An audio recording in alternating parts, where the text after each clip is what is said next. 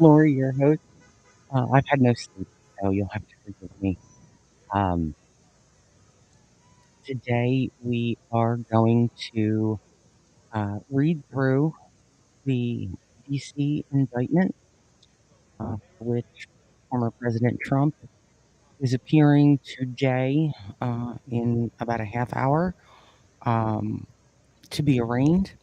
The U.S. Marshals have they put out that he will be fingerprinted, but he will not have a mugshot taken. They will use his, like his official, one of his official pictures um, for that.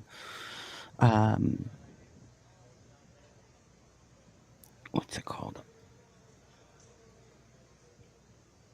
He is at the courthouse. I got to watch I didn't get to watch, but I watched him landing, and he's there now, and so it's just gonna be waiting for him to go in, be processed, and then appear before the judge.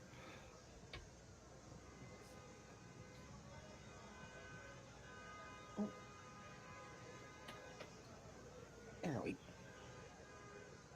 There we go. So while we're waiting for all that, because I've been watching, I watch all different kinds of news when I'm preparing for a live stream, and whether it's left leaning, right leaning, and when the indictment came out on Tuesday, it just seems like all the MSM stations, whether it's MSNBC, CNN, Fox, whatever it is. Everybody just seems to be focusing on little bits of it, and that's not cool. Because if you're only focusing on little bits, then whether it's left leaning or right leaning station, you're gonna pick out the parts that you can spin for your side, and that's not cool. The truth is the truth. The filing is what's filed. So we're going to read it. And let me pull it up. I'm going to keep up I have a live link that's basically just looking at the front of the courthouse that I'm going to keep minimized. And I'm just going to read through this. If anybody has any questions as we're going along, feel free to put them in the comments. Once we're all done, there is a link in the episode description that says join the conversation, and that is where if you click that link and follow the prompts, you can actually appear on the screen next to me, and you can talk and offer your comments that way. I would prefer to do that after we read through all 45 pages of this indictment. And just fair warning, legal stuff, it's a little on the dry side. So be prepared for that, and just hang in there. I did read through the indictment, and yes, these are allegations. The former president has the presumption of innocence until this goes to trial, and he's found guilty beyond a reasonable doubt by a jury. But let's get started. So this is the United States of America versus Donald Trump, and it is in the United States District Court for the District of Columbia. And the violations, there are 4 counts. Count 1 is conspiracy to defraud the United States. Count 2, conspiracy to obstruct an official proceeding. Count 3, obstruction of... A very strange day is coming to America. In short, a massive and surprising new transition could soon determine the next group of... Sorry, it went to the ads, and it was just really loud in my ears. So count three: obstruction of and attempt to obstruct an official proceeding. And that official proceeding is January 6th, where where Congress counted up the electors and declared the winner of the 2020 presidential election. Count four: conspiracy against rights. And those rights are the rights of the American citizens to vote in a free and fair election and to have those votes count. So that count is the conspiracy against our rights to vote as American citizens. Indictment. The grand jury charges that at all times material to this indictment, on or about the dates and at the approximate times stated below. Introduction. And the introduction is that's what it is. It's an introduction. It just kind of like lays the groundwork. And this is what's called a speaking indictment because it just lays out all of these details. It tells you the story of, just the background of why these charges are being brought forth. And it just gives you the story of that. So, introduction. 1. The defendant, Donald J. Trump, was the 45th president of the United States and a candidate for re-election in 2020. The defendant lost the 2020 presidential election. 2. Despite having lost, the defendant was determined to remain in power. So, for more than 2 months following Election Day on November 3rd, 2020, the defendant spread lies that there had been an outcome determinative fraud in the election and that he had actually won. All right, sidebar. Outcome determinative fraud. What that means in layman's terms is you've got Donald Trump and you've got Joe Biden. And say Joe Biden has 100 votes and Donald Trump has 90 votes. And, we'll say in the state of Ohio. And the state officials find that 5 people committed voter fraud in that state. And all of those votes were for Donald Trump. What that means is there weren't, you take the 90 and then you add 5, it's 95. It doesn't change the outcome. So that's just what it means is that there may have been, a handful of people here and there, and there usually is. I mean, no election is perfect.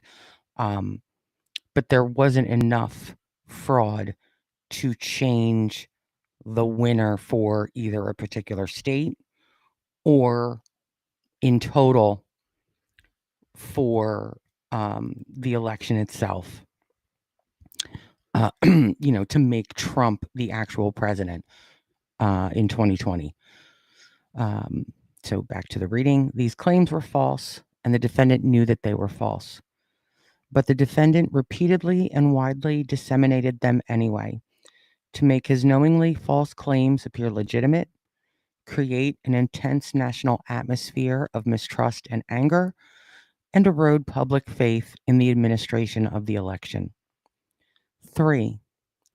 The defendant had a right, like every American, to speak publicly about the election and even to claim, falsely, that there had been outcome determinative fraud during the election and that he had won. He was also entitled to formally challenge the results of the election through lawful and appropriate means, such as by seeking recounts or audits of the popular vote in states, or filing lawsuits challenging ballots and procedures. Indeed, in many cases, the defendant did pursue these methods of contesting the election results. His efforts to change the outcome in any state through recounts, audits, or legal challenges were uniformly unsuccessful. Sidebar. So this section is just laying out that this isn't about Trump's freedom of speech. This is clearly stating that he has the right to freedom of speech. He has the right to lie. He has the right to tell the truth. He has the right to say what he believes. He also, as a candidate, has the right, to have a recount. And we know that there were a few states that did recounts. Some of them multiple recounts. He could ask for audits. He filed, I believe, over 60 court cases in different states, different counties. All of those court cases were kicked out because when it came time to produce actual evidence of fraud, his attorneys didn't produce it. So he went through his legal options and there was nothing showing fraud or showing that he won. I don't want to say showing fraud because there were I remember seeing a couple cases where somebody voted for themselves and for their mother who had passed away, but like different stuff like that. 4, shortly after Election Day, the defendant also pursued unlawful means of discounting legitimate votes and subverting the election results. In so doing, the defendant perpetrated 3 criminal conspiracies. Sorry.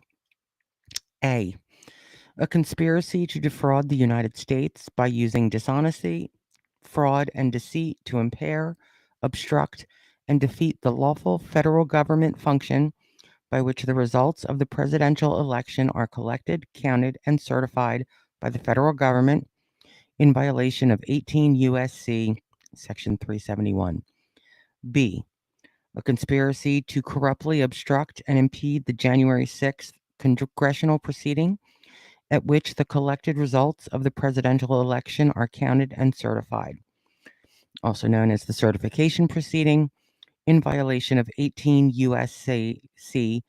1512K, and C, a conspiracy against the right to vote and to have one's vote counted in violation of 18 U.S.C. 241.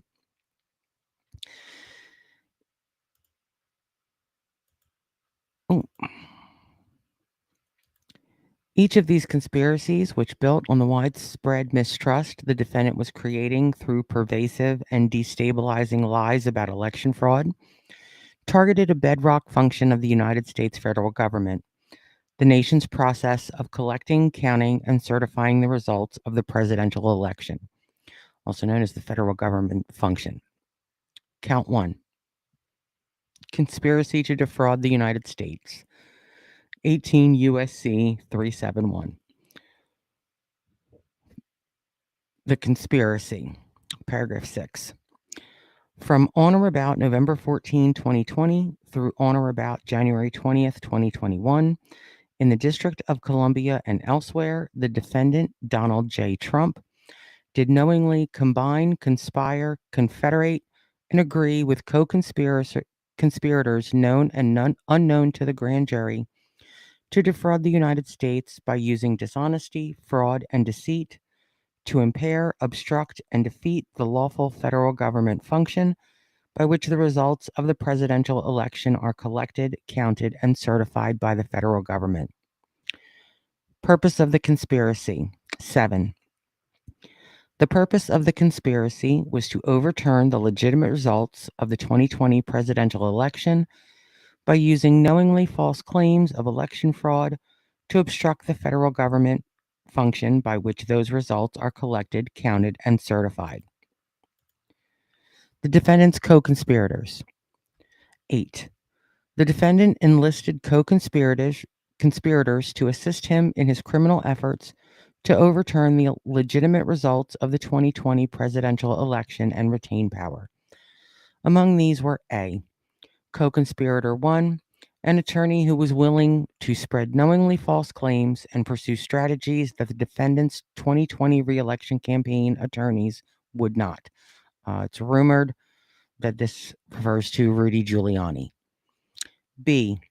Co-conspirator 2, an attorney who devised and attempted to implement a strategy to leverage the vice president's ceremonial role overseeing the certification proceeding to obstruct the certification of the presidential election. Word on the street is this is John Eastman. C. Co-conspirator 3, an attorney whose unfounded claims of election fraud the defendant privately acknowledged to others sounded, quote, crazy. Nonetheless, the defendant embraced and publicly amplified co-conspirator 3's disinformation.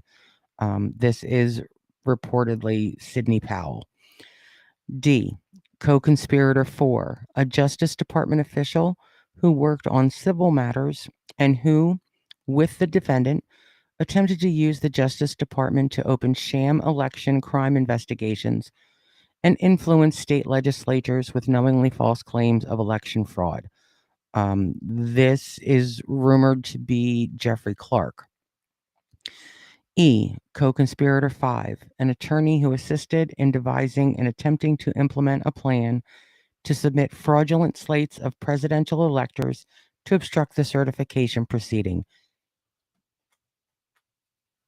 And this is reportedly refers to Ken Cheesebro.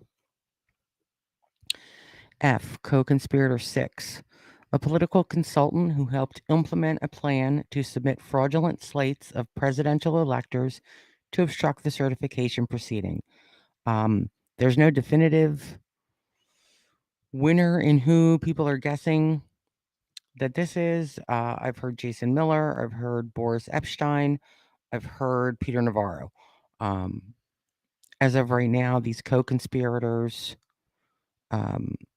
because they haven't been indicted, that's why they're listed as co-conspirator with a number and a description. And whether or not they will actually be indicted remains to be seen. More to come. This is day 3 of after this indictment. So, just like with the Florida documents case, it was a couple months and now they've, added additional charges and an additional defendant. So it could happen. It might not. We'll find out when we find out. The federal government function. 9. The federal government function by which the results of the election for President of the United States are collected, counted, and certified was established through the Constitution and the Electoral Count Act, ECA, a federal law enacted in 1887. The Constitution provided that individuals called electors select the president, and that each state determined for itself how to appoint the electors apportioned to it. Through state laws, each of the 50 states and the District of Columbia choose to select their electors based on the popular vote in the state. After Election Day, the ECA required each state to formally determine or, quote, ascertain the electors who would represent the state's voters by casting electoral votes on behalf of the candidate who had won the popular vote, and required the executive of each state to certify to the federal government the identities of those electors. Sidebar, the executive of each state would be the governor. Then, on a date set by the ECA, each state's ascertained electors were required to meet and collect the results of the presidential election. That is, to cast electoral votes based on their state's popular vote and to send their electoral votes along with the state executive certification that they were the state's legitimate electors to the United States Congress to be counted and certified in an official proceeding. Finally, the Constitution and ECA required that on the 6th of January following Election Day, the Congress meet in a joint session for a certification proceeding presided over by the Vice President as President of the Senate, to count the electoral votes, resolve any objections, and announce the result, thus certifying the winner of the presidential election as president-elect. This federal government function, from the point of ascertainment to the certification, is foundational to the United States democratic process, and until 2021 had operated in a peaceful and orderly manner for more than 130 years. Manner and means.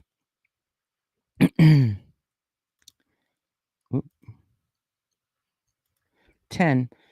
The defendant's conspiracy to impair, obstruct, and defeat the federal government function through dishonesty, fraud, and deceit included the following manner and means. A. The defendant and co-conspirators used knowingly false claims of election fraud to get state legislators and election officials to subvert the legitimate election results and change electoral votes for the defendant's opponent, Joseph R. Biden Jr., to electoral votes for the defendant. That is, on the pretext of baseless fraud claims, the defendant pushed officials in certain states to ignore the popular vote, disenfranchise millions of voters, dismiss legitimate electors, and ultimately cause the ascertainment of and voting by illegitimate electors in favor of the defendant. B. The defendant and co-conspirators organized fraudulent slates of electors in 7 targeted states: Arizona, Georgia, Michigan, Nevada, New Mexico, Pennsylvania, and Wisconsin, attempting to mimic the procedures that the legitimate electors were supposed to follow under the Constitution and other federal and state laws. This included causing the fraudulent electors to meet on the day appointed by federal law on which legitimate electors were to gather and cast their votes, cast fraudulent votes for the defendant, and sign certificates falsely representing that they were legitimate electors. Some fraudulent electors were tricked into participating based on the understanding that their votes would be used only if the defendant succeeded in outcome determinative lawsuits within their state, which the defendant never did. The defendant and co-conspirators then caused these fraudulent electors to transmit their false certificates to the vice president and other government officials to be counted at the certification proceeding on January 6th. C. The defendant and co-conspirators attempted to use the power and authority of the Justice Department to conduct sham election crime investigations and to send a letter to the targeted states that falsely claimed that the Justice Department had identified significant concerns that may have impacted the election outcome, that sought to advance the defendant's fraudulent elector plan by using the Justice Department's authority to falsely present and the fraudulent electors as a valid alternative to the legitimate electors, and that urged, on behalf of the Justice Department, the targeted states' legislatures to convene to create the opportunity to choose the fraudulent electors over the legitimate electors. D. The defendant and co-conspirators attempted to enlist the vice president to use his ceremonial role at the January 6th certification proceeding to fraudulently alter the election results. First, using knowingly false claims of election fraud, the defendant and co-conspirators attempted to convince the vice president to use the defendant's fraudulent electors, reject legitimate electoral votes, or send legitimate electoral votes to state legislatures for review rather than counting them. When that failed, on the morning of January 6th, the defendant and co-conspirators repeated knowingly false claims of election fraud to gathered supporters, falsely told them that the vice president had the authority to and might alter the election results, and directed them to the Capitol to obstruct the certification proceeding and exert pressure on the vice president to take the fraudulent actions he had previously refused. E. After it became public on the afternoon of January 6th that the vice president would not fraudulently alter the election results, a large and angry crowd, including many individuals whom the defendant had deceived into believing the vice president could and might change the election results, violently attacked the Capitol and halted the proceeding. As violence ensued, the defendants and co-conspirators exploited the disruption by redoubling efforts to levy false claims of election fraud and convince members of Congress to further delay the certification based on those claims. The defendant's knowledge of the falsity of his election fraud claims. 11. The defendant, his co-conspirators, and their agents made knowingly false claims that there had been outcome determinative fraud in the 2020 presidential election. These prolific lies about election fraud included dozens of specific claims that there had been substantial fraud in certain states, such as that large numbers of dead, non-resident, non-citizen, or otherwise ineligible voters had cast ballots, or that voting machines had changed votes for the defendant to votes for Biden. These claims were false, and the defendant knew they were false.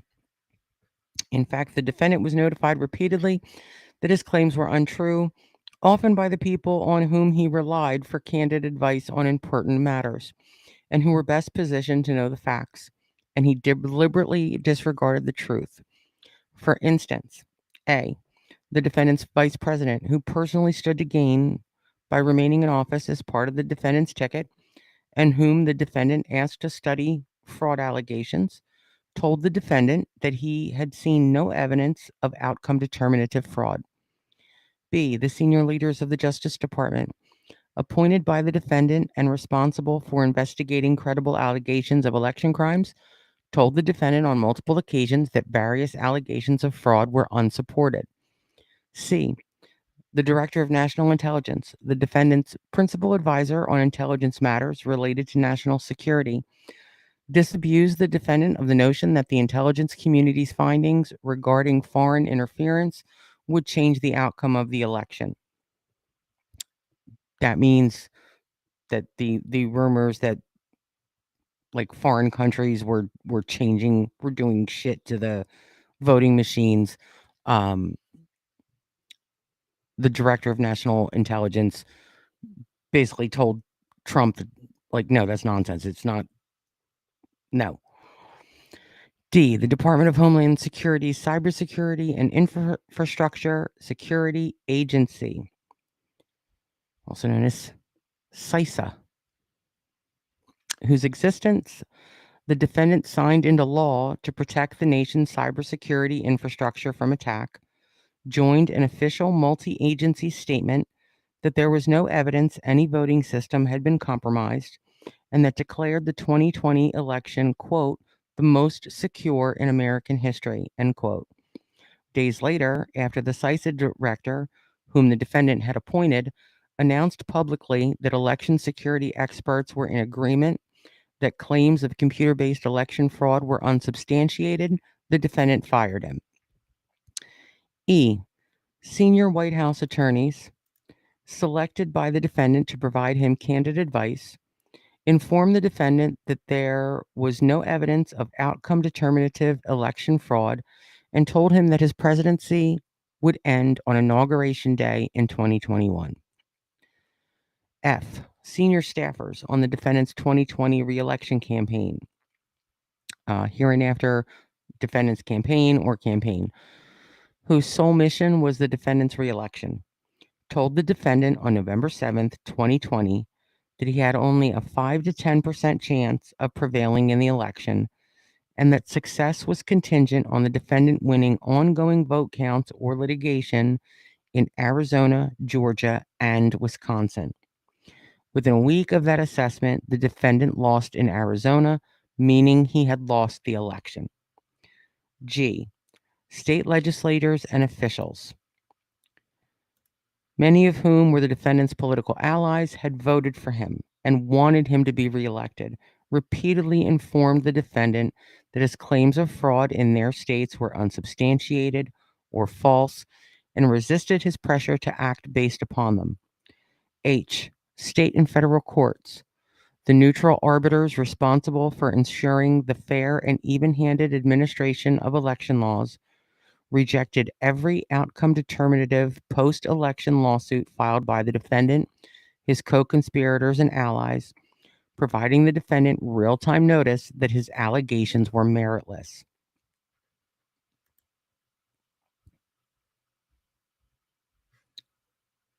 Oops. pop in just the live camera of what's going on in DC outside the courthouse. And it looks like there's a mix of yeah,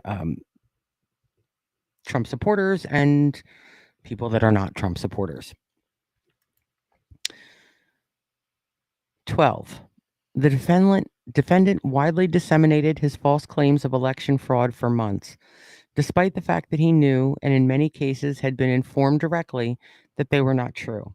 The defendant's knowingly false statements were integral to his criminal plans to defeat the federal government function, obstruct the certification, and interfere with others' rights to vote and have their votes counted.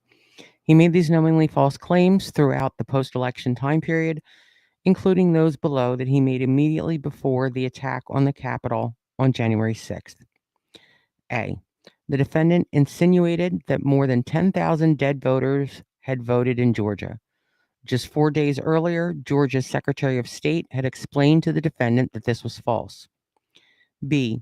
The defendant asserted that there had been 205,000 more votes than voters in Pennsylvania. The defendant's acting attorney general and acting deputy attorney general had explained to him that this was false. C. The defendant said that there had been a suspicious vote dump in Detroit, Michigan.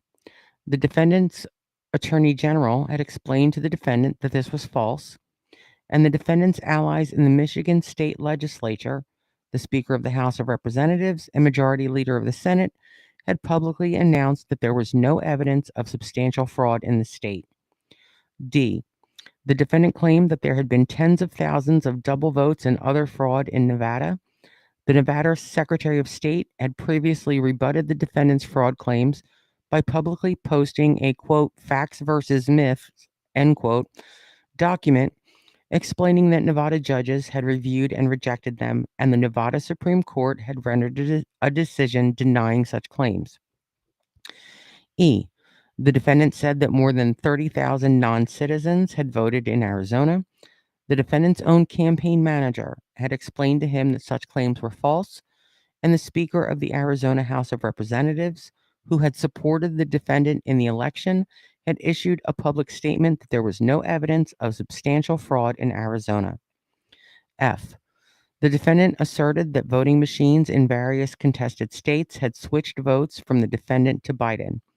The defendant's attorney general, acting attorney general, and acting deputy attorney general all had explained to him that this was false, and numerous recounts and audits had confirmed the accuracy of the voting machines. That's still there. The criminal agreement and acts to affect the object of the conspiracy. The defendant's use of deceit to get state officials to subvert the legitimate election results and change electoral votes. 13. Shortly after Election Day, which fell on November 3rd, 2020, the defendant launched his criminal scheme. On November 13th, the defendant's campaign attorneys conceded in court that he had lost the vote count in the state of Arizona, meaning, based on the assessment the defendant's campaign advisors had given him just a week earlier, the defendant had lost the election.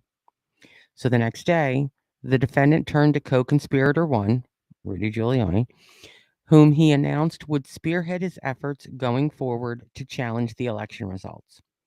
From that point on, the defendant and his co-conspirators executed a strategy to use knowing deceit in the targeted states to impair, obstruct, and defeat the federal government function included as described below. Arizona. 14. On November 13, 2020, the defendant had a conversation with his campaign manager, who informed him that a claim that had been circulating that a substantial number of non-citizens had voted in Arizona was false. 15. On November 22nd, 8 days before Arizona's governor certified the ascertainment of the state's legitimate electors based on the popular vote, the defendant and co-conspirator one, Rudy Giuliani, called the Speaker of the Arizona House of Representatives and made knowingly false claims of election fraud aimed at interfering with the ascertainment of and voting by Arizona's electors as follows. A.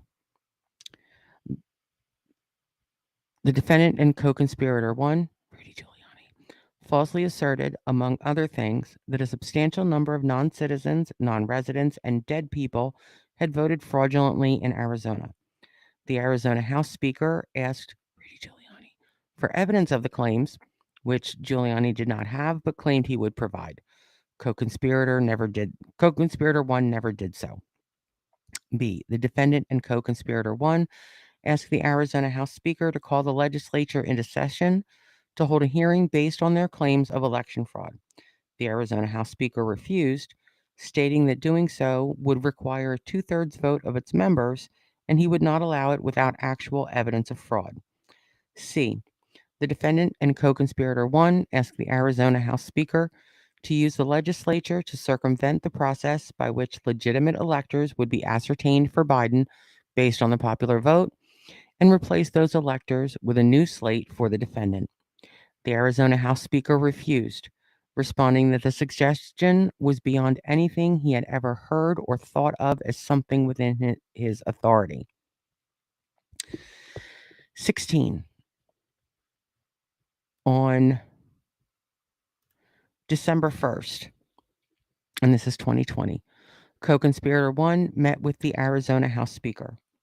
When the Arizona House Speaker again asked co-conspirator 1 for evidence of the outcome determinative election fraud he and the defendant had been claiming, co-conspirator 1 responded with words to the effect of, quote, "We don't have the evidence, but we have lots of theories," end quote.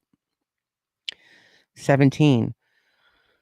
On December 4th, the Arizona House Speaker issued a public statement that said, in part, "No election is perfect, and if there were evidence of illegal votes or an improper count, then Arizona law provides a process to contest the election, a lawsuit under state law.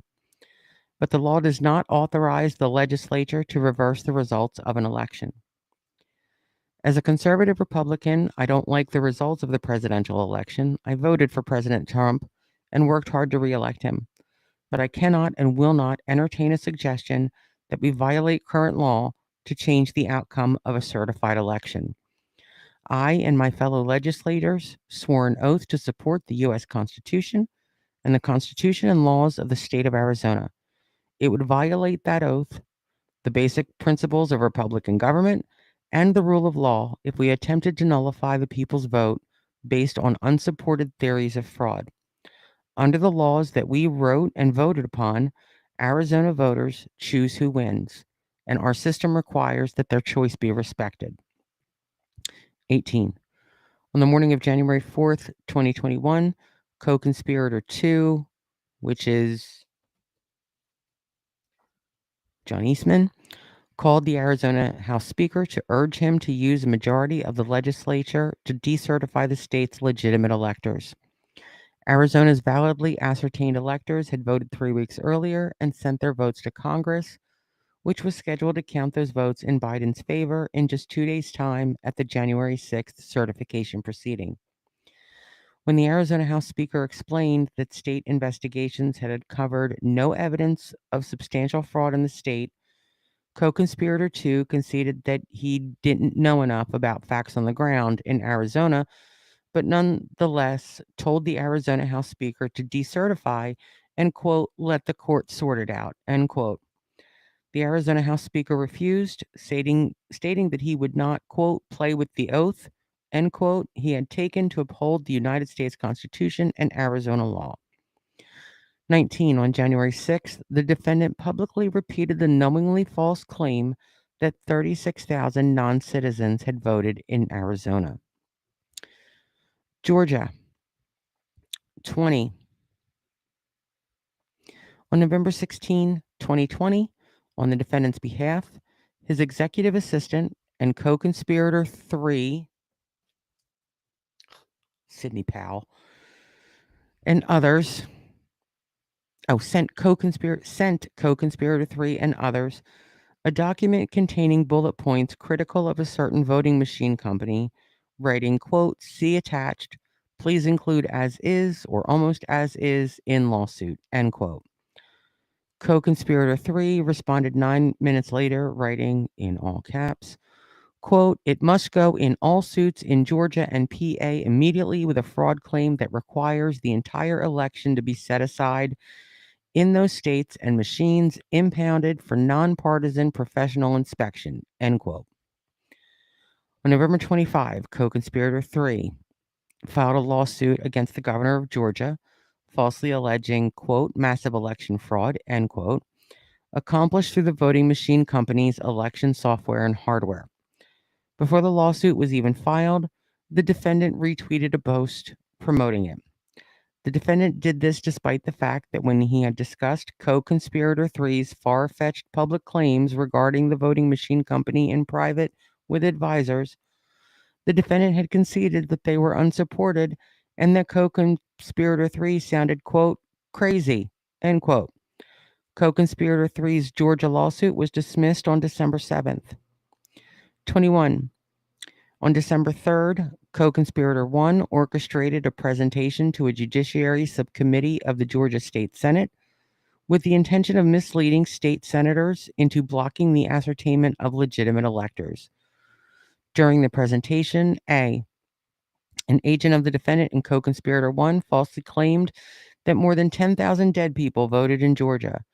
That afternoon, a senior advisor to the defendant told the defendant's chief of staff through text messages, quote, "Just an FYI, a campaign lawyer and his team verified that the 10,000 supposed dead people voting in Georgia is not accurate. It was alleged in co-conspirator 1's hearing today," end quote. The senior advisor clarified that he believed that the actual number was 12, not 12,000, 12. B. Another agent of the defendant and co-conspirator 1 played a misleading excerpt of a video recording of ballot counting at State Farm Arena in Atlanta and insinuated that it showed election workers counting, quote, "suitcases," end quote, of illegal ballots. C. Co-conspirator 2, John Eastman, encouraged the legislators to decertify the state's legitimate electors based on false allegations of election fraud. 22. Also on December 3rd, the defendant issued a tweet amplifying the knowingly false claims made in co-conspirator 1's presentation in Georgia. Quote, "Wow, blockbuster testimony taking place right now in Georgia. Ballot stuffing by Dems when Republicans were forced to leave the large counting room. Plenty more coming, but this alone leads to an easy win of the state," end quote. 23. On December 4, the Georgia Secretary of State's chief operating officer debunked the claims made at co-conspirator 1's presentation the previous day, issuing a tweet stating, quote, "The 90-second video of election workers at State Farm Arena purporting to show fraud was watched in its entirety, hours, by Georgia Secretary of State investigators. Shows normal ballot processing. Here is the fact check on it," end quote. On December 7, he reiterated during a press conference that the claim that there had been misconduct at State Farm Arena was false. 24. On December 8th, the defendant called the Georgia Attorney General to pressure him to support an election lawsuit filed in the Supreme Court by another state's Attorney General. The Georgia Attorney General told the defendant that officials had investigated various claims of election fraud in the state and were not seeing evidence to support them. 25. Also on December 8, a senior campaign advisor who spoke with the defendant on a daily basis and had informed him on multiple occasions that the various fraud claims were untrue, expressed frustration that many of co-conspirator 1 and his legal team's claims could not be substantiated. As early as mid-November, for instance, the senior campaign advisor had informed the defendant that his claims of a large number of dead voters in Georgia were untrue. With respect to the persistent false claim regarding State Farm Arena, on December 8th, the senior campaign advisor wrote in an email, quote, "When our research and campaign legal team can't back up any of the claims made by our elite strike force legal team, you can see why we're 0 and 32 on our cases. I'll obviously hustle to help on all fronts, but it's tough to own any of this when it's all just conspiracy shit beamed down from the mothership," end quote. 26. On December 10, 4 days before Biden's validly ascertained electors were scheduled to cast votes and send them to Congress, co-conspirator 1 appeared at a hearing before the Georgia House of Representatives Government Affairs Committee. Co-conspirator 1 played the State Farm Arena video again and falsely claimed that it showed, quote, voter fraud right in front of people's eyes, end quote, and was, quote, the tip of the iceberg, end quote. Then he cited 2 election workers by name, baselessly accused them of, quote, quite obviously surreptitiously passing around USB ports as if they are vials of heroin or cocaine, end quote, and suggested they were criminals whose, quote, places of work, their homes, should have been searched for evidence of ballots, for evidence of USB ports, for evidence of voter fraud, end quote. Thereafter, the 2 election workers received numerous death threats. Sidebar. That refers to Ruby Freeman and Shay Moss, who are mother and daughter, um, who are suing Rudy Giuliani for defamation, in which Rudy Giuliani filed a no contest stipulation that he's not going to argue any of the claims that they made in their complaint against him. 27.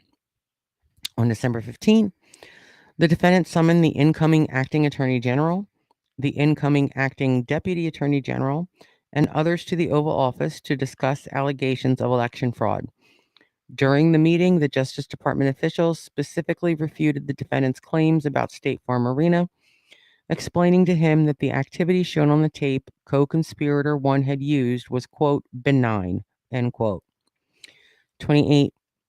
On December 23rd, a day after the defendant's chief of staff personally observed the signature verification process at the Cobb County Civic Center and notified the defendant that state election officials were, quote, conducting themselves in an exemplary fashion, end quote, and would find fraud if it existed.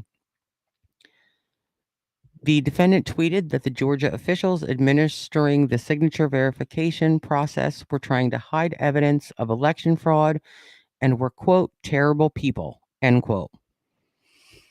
29. In a phone call on December 27th, the defendant spoke with the acting attorney general and the acting deputy attorney general. During the call, the defendant again pressed the unfounded claims regarding State Farm Arena, and the 2 top Justice Department officials again rebutted the allegations, telling him the Justice Department had reviewed videotape and interviewed witnesses and had not identified any suspicious conduct. On December 31st, the defendant signed a verification affirming false election fraud allegations made on his behalf in a lawsuit filed in his name against the Georgia governor.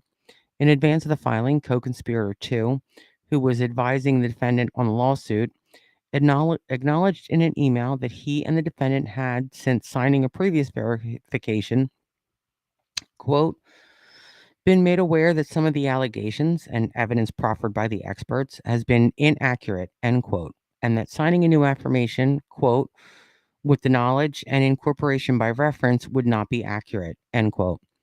The defendant and co-conspirator 2 caused the defendant's signed verification to be filed nonetheless.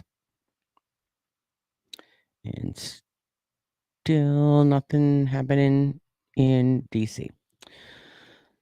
31. On January 2nd, 4 days before Congress's certification proceeding, the defendant and others called Georgia's Secretary of State. During the call, the defendant lied to the Georgia Secretary of State to induce him to alter Georgia's popular vote count and call into question the validity of the Biden electors' votes, which had been transmitted to Congress weeks before, including as follows. A. The defendant raised allegations regarding the State Farm Arena video and repeatedly disparaged one of the same election workers that co-conspirator 1 had maligned on December 10th, using her name almost 20 times and falsely referring to her as, quote, a professional vote scammer and hustler, end quote. In response, the Georgia Secretary of State refuted this, quote, you're talking about the State Farm video, and I think it's extremely unfortunate that co-conspirator 1 or his people, they sliced and diced that video and took it out of context, end quote. When the Georgia Secretary of State then offered a link to a video that would disprove co-conspirator one's claims, the defendant responded, quote, "I don't care about a link. I don't need it. Georgia Secretary of State, I have a much better link," end quote. B. The defendant asked about rumors that paper ballots cast in the election were being destroyed, and the Georgia State Secretary of State's counsel explained to him that the claim had been investigated and was not true.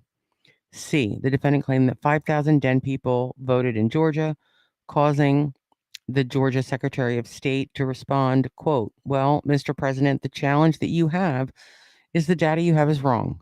The actual number were two. Two. Two people that were dead that voted.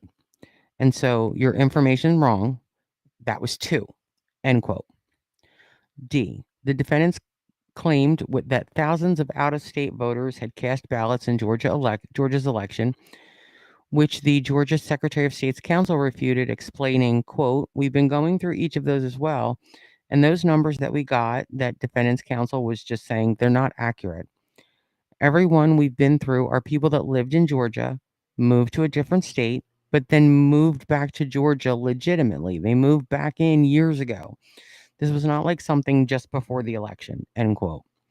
E. In response to multiple other of the defendant's allegations, the Georgia Secretary of State's counsel told the defendant that the Georgia Bureau of Investigation was examining all such claims and finding no merit to them. F. The defendant said that he needed to, quote, "find," end quote, 11,780 votes, and insinuated that the Georgia Secretary of State and his counsel could be subject to criminal prosecution if they failed to find election fraud as he demanded, stating, quote, "And you're going to find that they are," which is totally illegal. It's more illegal for you than it is for them, because you know what they did and you're not reporting it. That's a criminal, that's a criminal offense. And you can't let that happen. That's a big risk to you and to your lawyer, end quote. The next day, on January 3rd, the defendant falsely claimed that the Georgia Secretary of State had not addressed the defendant's allegations, publicly stating that the Georgia Secretary of State, quote, "was unwilling or unable to answer questions such as the ballots under the table, scam, ballot destruction, out-of-state voters, dead voters, and more. He has no clue," end quote. 33. On January 6th, the defendant publicly repeated the knowingly false insinuation that more than 10,300 dead people had voted in Georgia. Good Lord.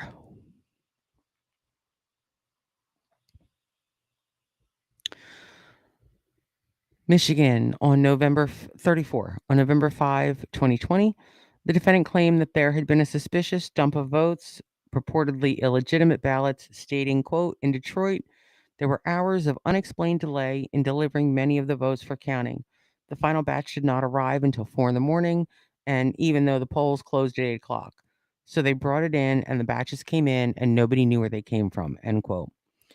35. On November 20, 3 days before Michigan's governor signed a certification of ascertainment notifying the federal government that, based on the popular vote, Biden's electors were to represent Michigan's vote, the defendant held a meeting in the Oval Office with the Speaker of the Michigan House of Representatives and the Majority Leader of the Michigan Senate. In the meeting, the defendant raised his false claim, among others, of an illegitimate vote dump in Detroit.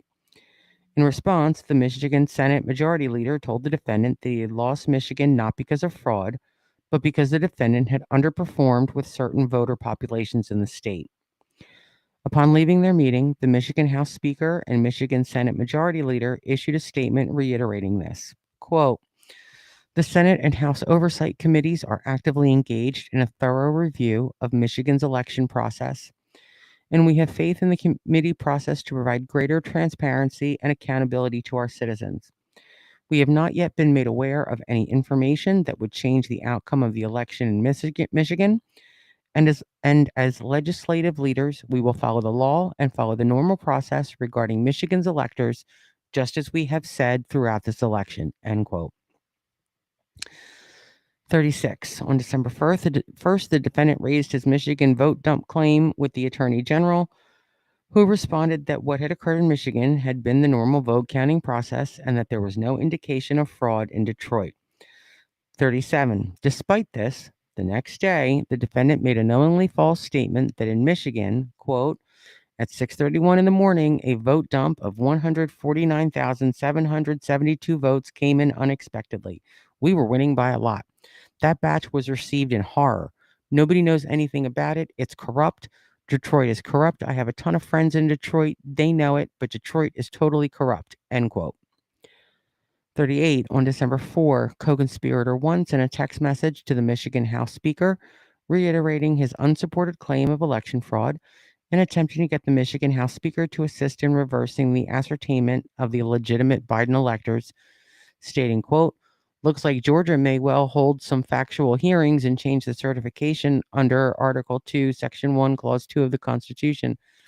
As co-conspirator 2 explained, they don't just have the right to do it, but the obligation. Help me get this done in Michigan, end quote.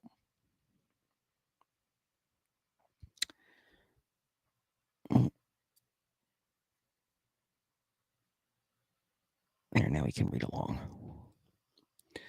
39. Similarly, on December 7, despite still having established no fraud in Michigan, co-conspirator 1 sent a text intended for the Michigan Senate Majority Leader, quote, so I need you to pass a joint resolution from the Michigan legislature that states that the election is in dispute, there's an ongoing investigation by the legislature, and the electors sent by Governor Whitmer are not the official electors of the state of Michigan and do not fall within the safe harbor deadline of December 8th under Michigan law, end quote.